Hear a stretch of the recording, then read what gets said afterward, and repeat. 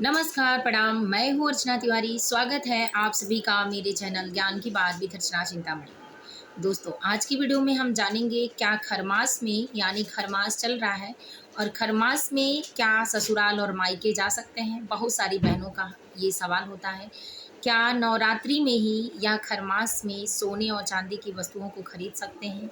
खरीद सकते हैं तो किन वस्तुओं को खरीद सकते हैं, क्या वाहन खरीद सकते हैं, नए वाहन। तो दोस्तों, आप मेरे साथ मेरे वीडियो में बने रहिएगा और जानकारी को पूरा प्राप्त करिएगा शास्त्र के अनुसार। तो चलिए जानते हैं ज्योतिष और शास्त्र क्या कहते हैं। तो नवरात्रि हो, अक्सर करके नवरात्रि यानी चैत्र नवरात्रि खरमास में ही पड़ती है और खरमास का महीना नई काम के लिए, नए वस्तुओं को खरीदने के लिए, वाहनों को खरीदने के लिए या कहीं भी आने जाने की मनाही शुभ कार्यों के लिए करता है। तो खरमास में ये सारे शुभ कार्य नहीं किए जाते हैं। खरमास में नवरात्रि में भी सिर्फ देवी पूजा या पूजा अध्याय पाठ और इत्यादि शुभ कर्म कांड करने के लिए, जो कर्म कांड भगवान के प्रति समर्पित है, श्रद्धा और भक्ति के लिए, आध्यात्मिकता के लिए, वो कार्य किए जाते हैं। लेकिन जिसमें हमारा स्वार्थ शामिल होता है, स्वार्थ कहिए या साधना, जैसे बच्चों का मुंडन हुआ, शुभ विवाह हुआ, गोद भराई का रस्म हुआ, ससुराल और मायके पहली बार आना जाना हुआ, बच्चों को लेकर आना जाना हुआ, तो इस स्थिति में नहीं किया जाता है। ये चीज़ें गलत होती हैं। लेकिन अगर आपकी मजबूरी है और आपको पता है, जैसे किसी का ऑपरेशन हुआ, किसी को दिक्कत हुई, तो कैसे जाना है और जाना भी बहुत ज़रूरी है, तो उस समय में खरवास के पहले प्रस्थान निकाला जाता है।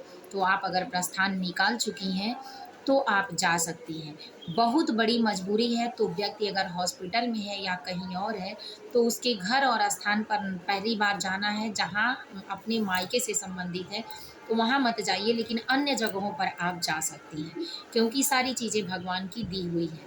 नया वाहन अगर आपने डाउन पेमेंट कर दिया है पहले ही, तो आप ले सकती हैं।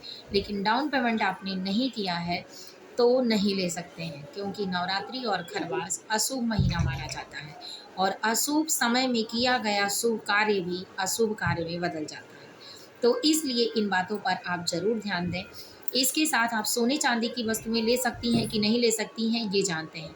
तो शुभ मुहूर्त के लिए, शुभ विवाह के लिए या शुभ कार्यों के लिए, शुभ कार्य में देने के लिए कोई भी वस्तु को नहीं खरीदा जा सकता है। सिर्फ नवरात्रि में या खर मास में पूजा पाठ की वस्तुओं को खरीदा जा सकता है।